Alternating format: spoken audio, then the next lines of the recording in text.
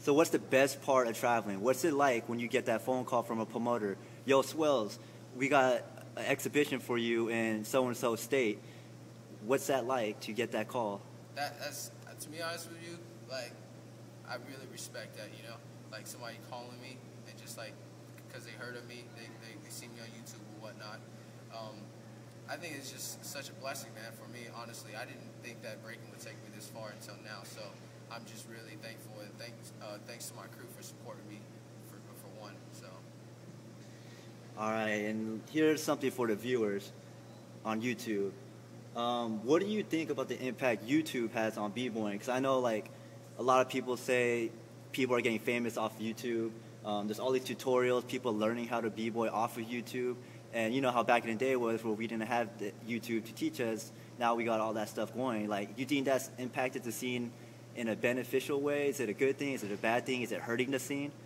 To be honest with you, I feel like it's another generation that's passed down from the older generation. So I feel that YouTube, since it brought the b-boy community together, and but there's to a certain extent where a lot of b-boys, like, you know, they got a lot of help from the older generation by, you know, putting the clips online, and younger cats like picking up stuff. But then again, it's kind of bad because people are gonna, you know, take stuff, chop it up, and then flip it, whatnot, and then turn it into theirs. And that's when people, you know, moves get they get more advanced. But you know, the thing is that then people are just chopping stuff, you know, and yomping it and turning it into theirs, and not get back to where they took it from. So if you got an idol out there, you know, I definitely would say if you take a move, then you should go back to that person and say, hey, thanks a lot for inspiring me, and I did take a couple of your moves and flipped it, and I respect you for that, you know.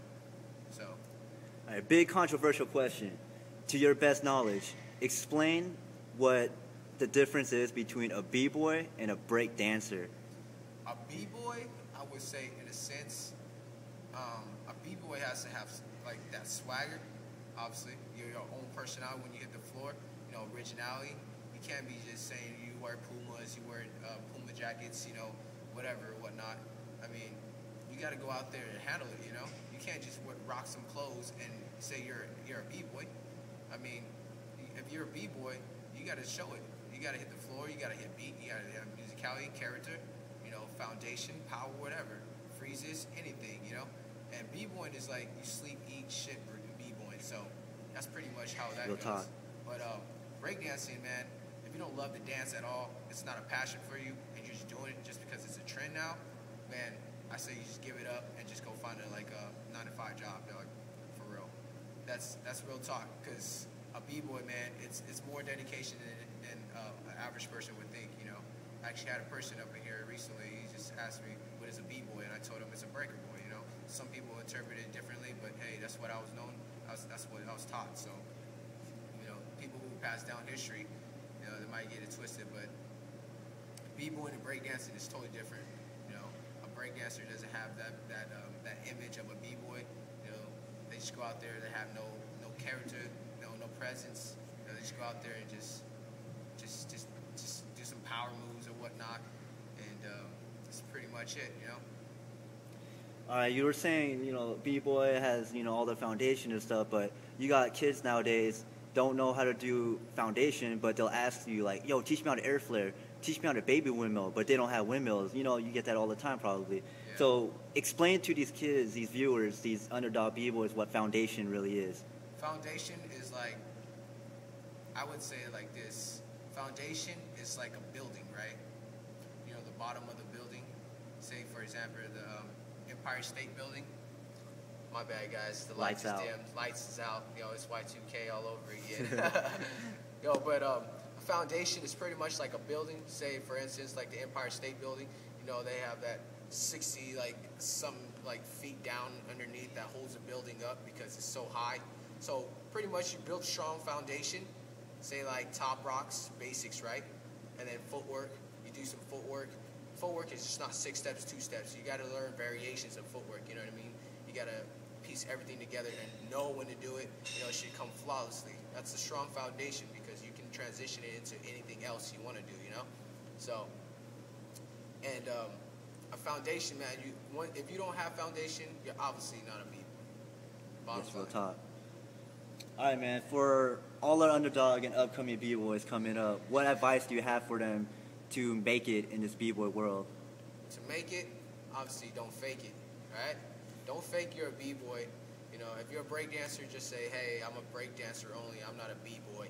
You know, I don't do things like an average b-boy would do. So, I would suggest you, work on your foundation for most part, and just look up to people, but don't go up to jams and say, "Hey, teach me this, teach me that." It becomes really irritating.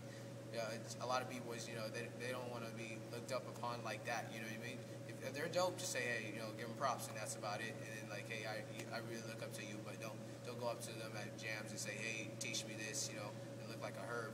Yeah, don't harass b-boys. I mean, b-boys we're normal people. Exactly. We live everyday lives. We work 9 to 5 jobs. Exactly. So most people, they don't really like that attention, and it becomes very irritating. But once you guys get dope, you know what I mean, you're probably gonna feel the same results. So you know what I mean, just keep your head up, stay hungry, but be sure that when you're staying hungry, at the same time be humble. You know what I mean? You always got to get back. Your body's not gonna take this in forever.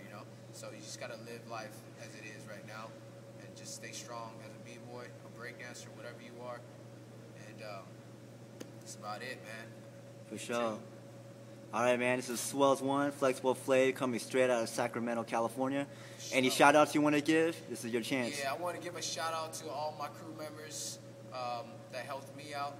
I want to give a shout-out, first and foremost, is Buckingham, Mighty Flexible Flav Crew, Mark 1, Future, who else? Future, D-Trix, Quest Crew, whatnot. And Nick Young, that's one of the underdogs out there that no one really knows about, and he's nasty. But yeah, man, that's most of the heads that actually helped me out in the crew. So just want to thank you guys for that. That's about it. YouTube. All right, we out.